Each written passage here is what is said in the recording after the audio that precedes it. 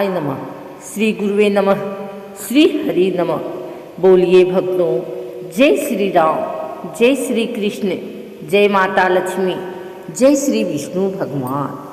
आज के इस पावन अवसर पर हम सभी श्रद्धालु जन एकत्र होकर पौष मास के पवित्र महात्म्य की कथा अध्याय 23 का श्रवण करने जा रहे हैं। पौष मास भगवान श्री हरि विष्णु को अत्यंत प्रिय मास है। इस मास में किया गया कथा श्रवण, व्रत, जप, दान और सेवा अच्छे पुण्य प्रदान करती है। हे प्रभु, हम सब पर अपनी कृपा बनाए रखना, हमारी बुद्धि को शुद्ध करना और इस कथा श्रवण को सफल बनाना। आज हम यह कथा अपने और अपने परिवार की सुख शांति, स्वास्थ्य, धन समृद्धि, संतान सुख और मोक्ष की प्राप्ति के लिए सुन रहे हैं। हे भगवान विष्णु, हे माता लक्ष्मी, कथा में जाने अनजाने हुई किसी भी भूल चूक को क्षमा करना और हमें पूर्ण फल प्रदान करना। अब आपकी आज्ञा से हम पौष मास महात्म्य कथा अध्याय 23 का शुभारंभ करते हैं। प्राचीन समय की बात है। नैमिषारण्य में महर्षि शौनक सहित अनेक ऋषि मुनि सूत्रधार ऋषि से पौष मास के महात्म्य को सुन रहे थे। ऋषियों ने विनम्र भाव से पूछा, हे महात्मन, आपने हमें पौष मास के अनेक व्रतों और कथाओं का वर्णन किया।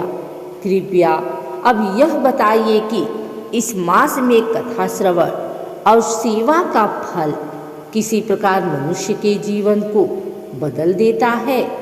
सूत्रधार ऋषि मुस्कुराए और बोले, हे ऋषियों, अब मैं तुम्हें अध्याय 23 की एक अद्भुत और शिक्षाप्रद कथा सुनाता हूँ, जिसे सुनकर पापी भी पुण्यात्मा बन जाता है।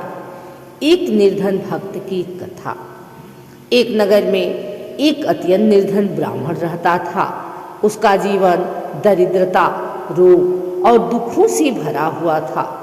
घर में न धन था, न अन्न की पर्याप्त व्यवस्था, न ही संतान सुख, परंतु उसके हृदय में भगवान विष्णु के प्रति अटूट भक्ति थी। वह प्रतिदिन भगवान का नाम लेता, परंतु परिस्थितियां उसका साथ नहीं देती। एक वर्ष पौष मास आया।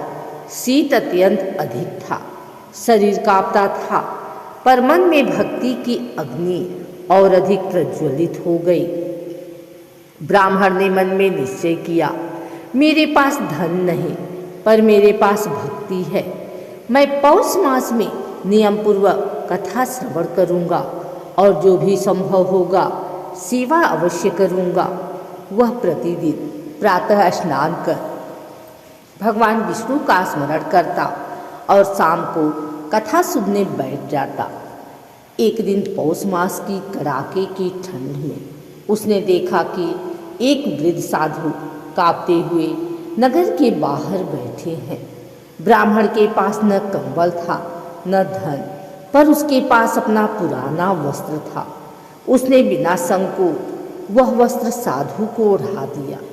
साधु ने प्रसन्न होकर कहा, वत्स, तूने पौष मास में निस्वार्थ सेवा की है।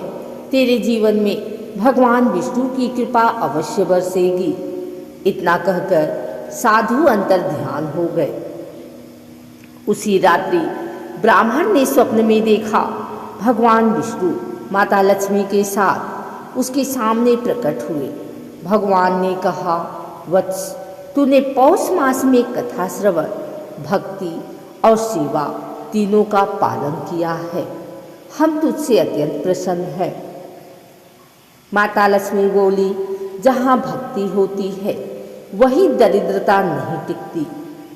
सुबह होते ही ब्राह्मण के जीवन में अद्भुत परिवर्तन आने लगे। नगर के राजा ने उसे सम्मानपूर्वक अपने राज्य में धार्मिक कार्य सौंप दिए।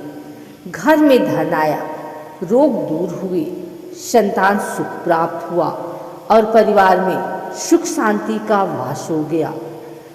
ऋषि बोले, हे ऋषियों, यही है पौष मास महात्म्य अध्याय 23 का सार। इस मास में जो मनुष्य कथा श्रवण, भगवान का स्मरण और निस्वार्थ सेवा करता है, उसके जीवन से दरिद्रता, रोग और दुख स्वयं दूर हो जाते हैं।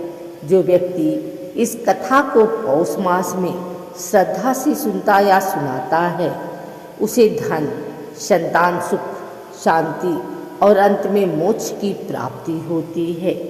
हे भगवान विष्णु, हम सब पर अपनी कृपा बनाए रखना। पौष मास महात्म्य कथा अध्याय 23 संपूर्ण।